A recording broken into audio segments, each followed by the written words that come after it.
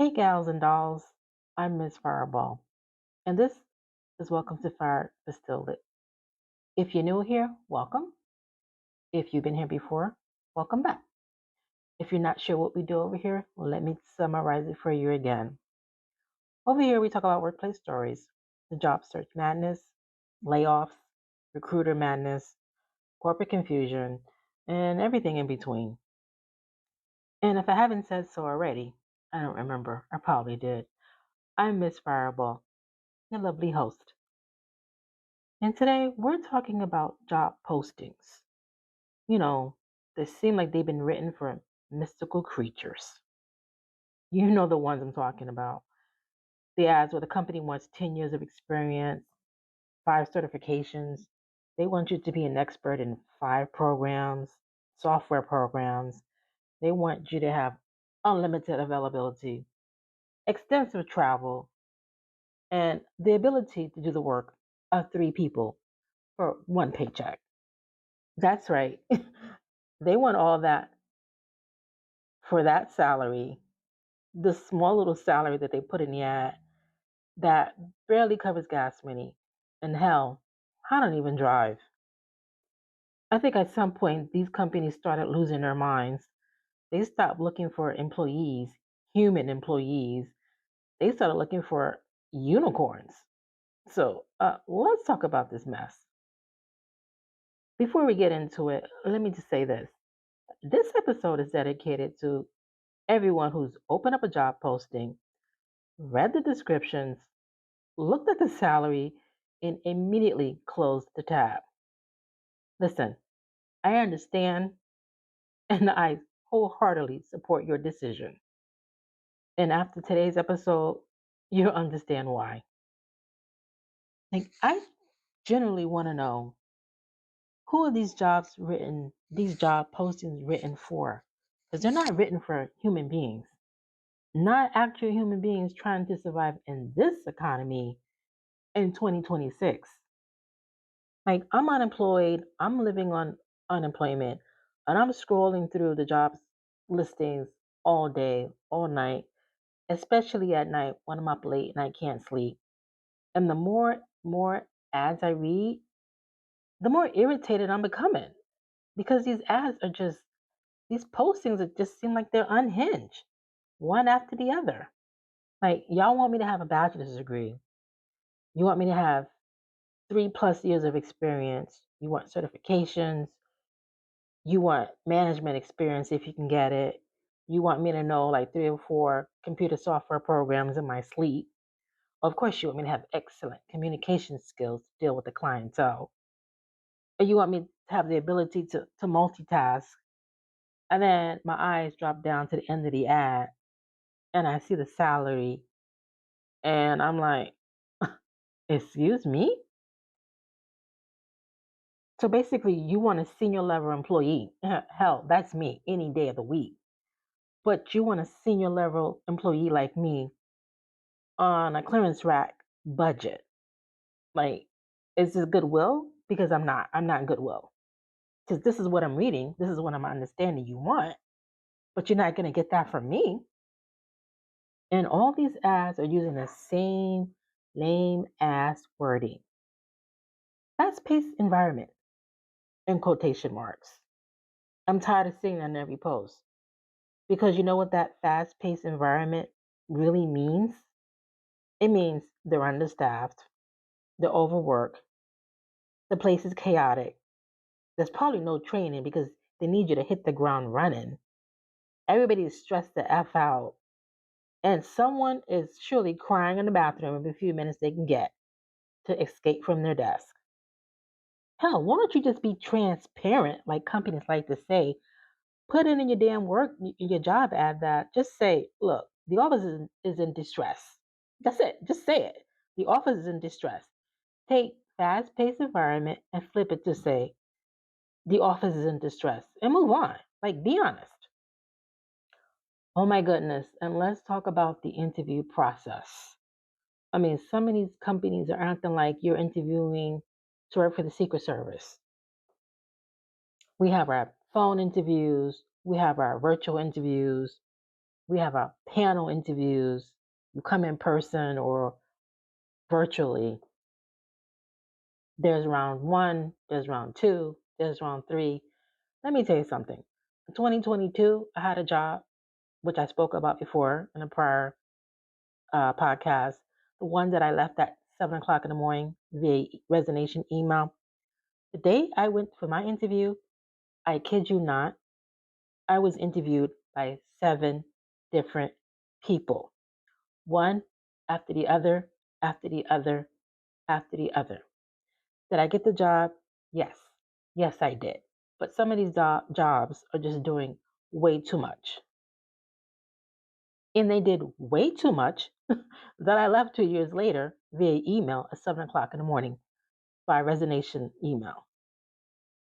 Let me tell you a story about an interview I had a few months ago. See, I work in property management, and I saw this ad. I applied for it. At the time I applied for this position, I didn't know that the company had 2 positions listed online.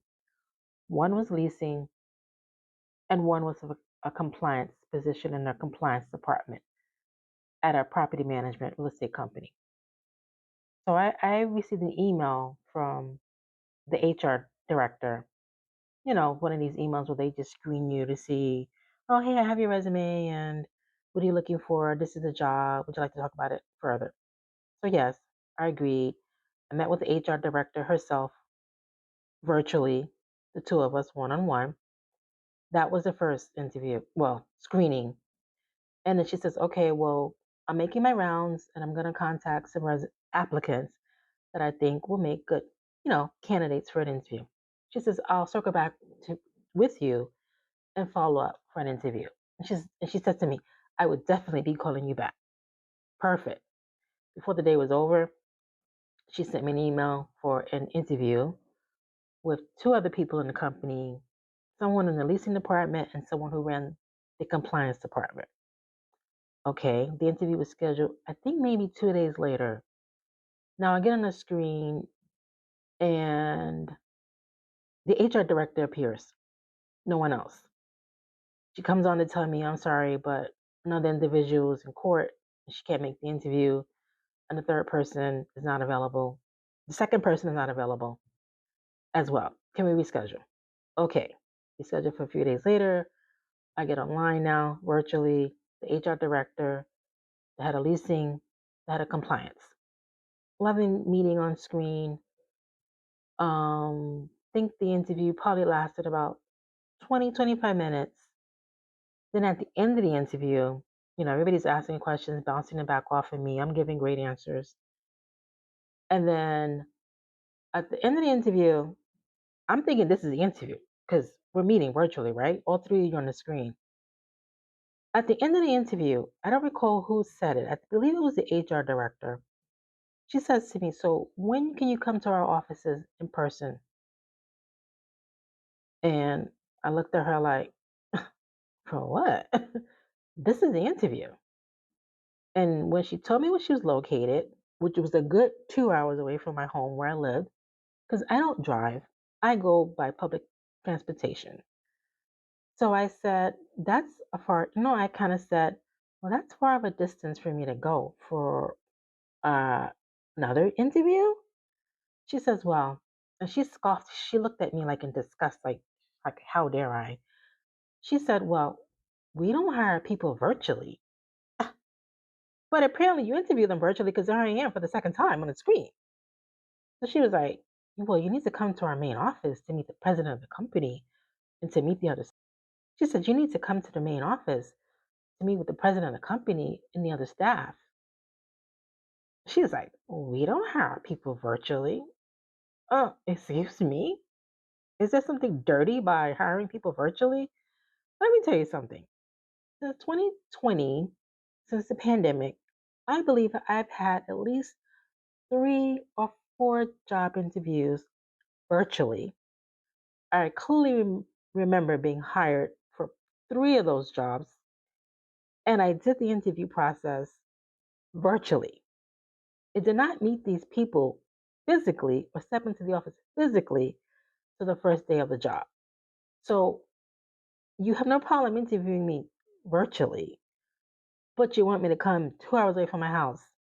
For what? You either can make the decision or you don't. You see my face. What do I need to come to the office for?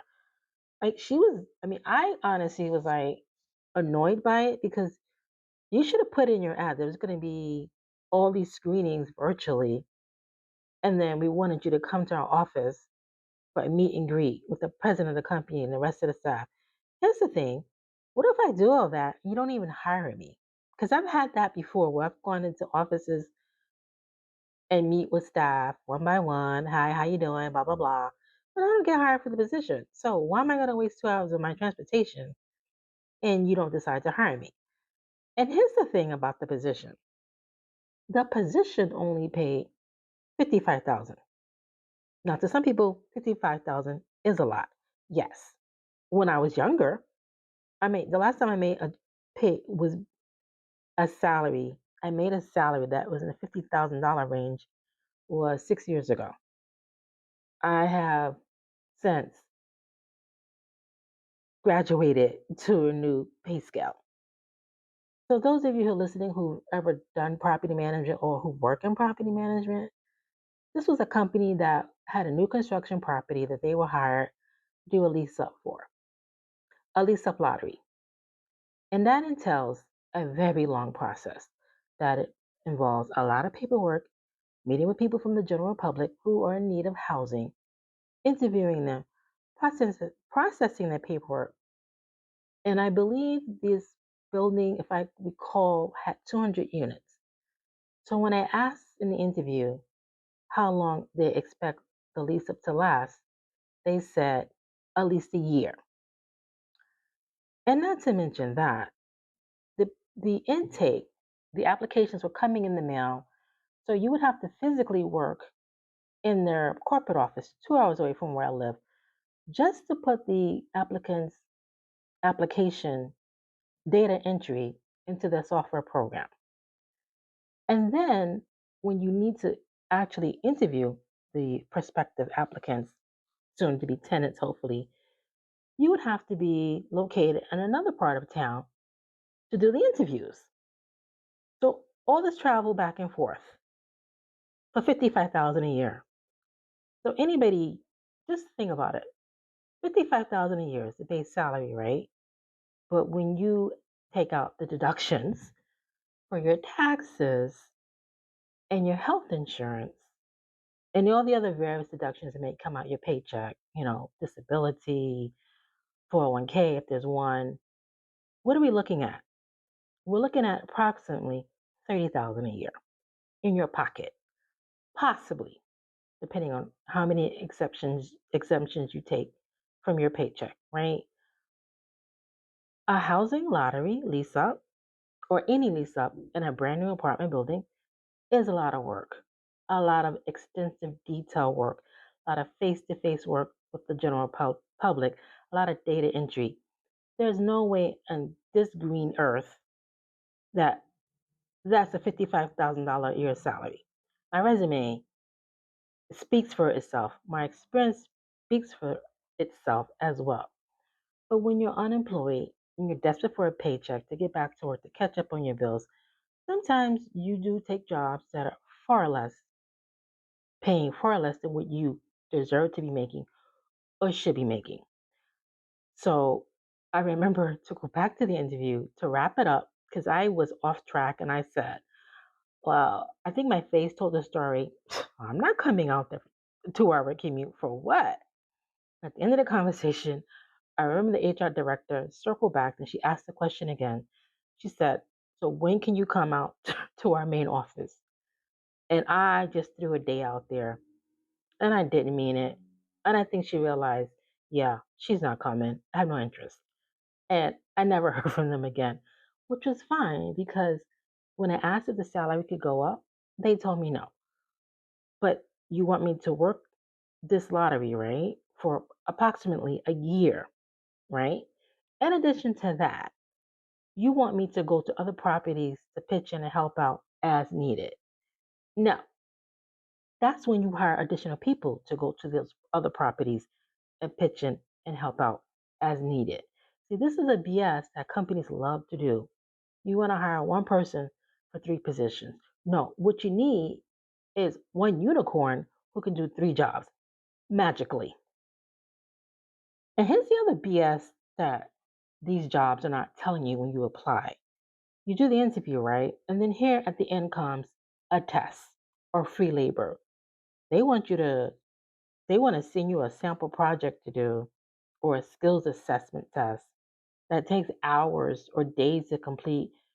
And then they want you to send it in to them. They tell you, oh, there's no pass or fail. We just want to see what your skill level is.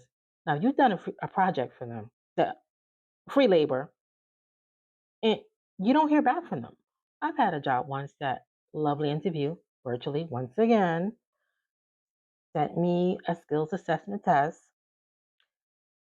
I did it. I sent it back to them. Crickets. Okay, I scratched you off my list. Do you know the same company had the audacity maybe a year later when I was in a different job and found my profile on LinkedIn and said, hey, Miss Fireball, we have an opening in our company for X, Y, and Z position, and we think you would be perfect for it. Please submit your resume if you're interested. What? Do you not remember me? I already did this. So I think the HR person reached out to me about two times. Now, this time around, it's a different HR, the person that I dealt with the first go around. Second time this person emailed me, I was so irritated. I think I still have that email to this day. I replied and I said, I already interviewed for a position at your company, the very same position that you reached out to me for. I already applied for, I interviewed for last year, and I sent and the test back that you sent for me to do, the skills assessment test, which I was told it was either pass or fail. I said, we've done all this. I have no interest in your company whatsoever because you're unprofessional and you just left me hanging with no conclusion. I typed that lovely email and I hit send. These companies have the audacity to have people doing sample projects. Basically, they're just collecting free ideas from desperate job seekers and calling it a part of their hiring process. No, ma'am. I will not be doing any sample projects or skills assessment tests. No, ma'am or sir. Now, I want to tell you a true story. Well, to be honest, all my stories are true. I don't lie. I'm inspirable. I don't have a reason to lie. But let me tell you something that happened at least 3 days ago. I'm going to read it to you and I'm also going to post it on the screen. But for those of you who cannot look at the screen right now, I'm going to read it to you. I kid you not. This is a very real email that I received, I want to say about 3 to 4 days ago in my inbox.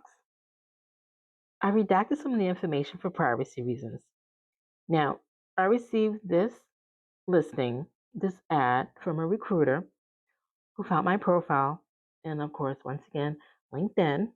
I need to turn off my notifications to that site because it's getting ridiculous. This particular company is looking for someone.